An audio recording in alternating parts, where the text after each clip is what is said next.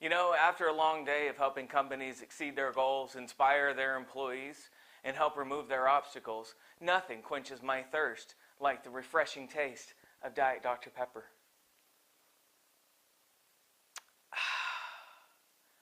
Move over a little sweet, meet Idea Adam. Dr. Pepper, have your people call my people. So welcome to the Sliced Bread video series put together by the Who Made These Stupid Rules team. And I get asked quite a bit, what's your fascination with sliced bread? And I have to go back and tell the story. And I put this in the book, Who Made These Stupid Rules. Said it's as easy as sliced bread. A lot of people don't understand the story of this staple food, this thing that we've been so used to. I mean, sliced bread is the best thing since itself, right? But a lot of people don't know the backstory of this. Did you know that in Scotland in 1893, the electric toaster was invented? Scotland, 1893, the electric toaster was invented. You say, what's so important about that? It wasn't until 30 years later that some inventor had actually built and sold a prototype, the first automatic bread slicer for bakeries, for commercial use. And up until that point, everybody sliced their own bread to go in the toaster that was invented 30 years prior. And it wasn't until 1928 the first automatic bread slicer was sold. 1930, it was sold to, units were sold to the Continental Baking Company, Wonder Bread. I'll expect your call. And it became a national sensation. Sales of gems and jellies and all of the sort of accoutrements that go with sliced bread skyrocketed. And by 1943, the government, during wartime shortages and rations, actually did a 90-day ban on sliced bread. It was so unpopular that the ban only lasted 90 days.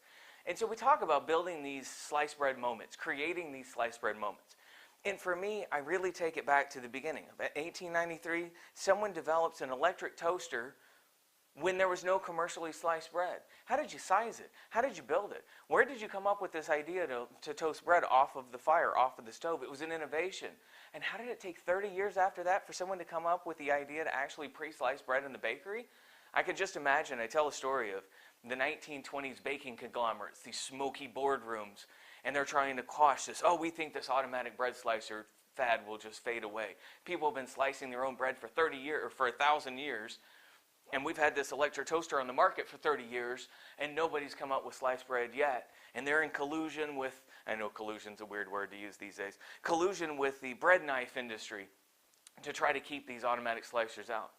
Wonder Bread buys it, Continental Baking Company buys it. It goes national. They found a way to slice and package bread at the same time. And it's become the best thing since itself. And it's something that probably these days we couldn't live without. And go into any grocery store and you'll find loaves of bread that you can slice yourself. You'll also find loaves that they have pre-sliced for you, and then obviously the national brands. And so we talk about creating these sliced bread moments is looking a little deeper, taking a look at what's on the market today. What ideas are out there? What ideas do you have that you can better an existing product, that you can think outside the box, that you can bring it to market? And you just never know. That one simple little thing might be something that changes the world. That might change the concept. It might be ubiquitous in everyone's homes. And it's just because someone thought outside the box just one time. Someone asked, why not?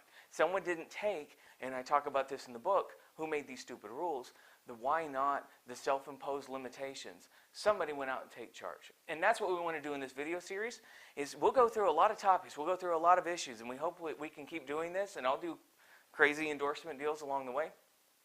But we want to foster that mentality or foster that mindset and get you thinking outside of the norm.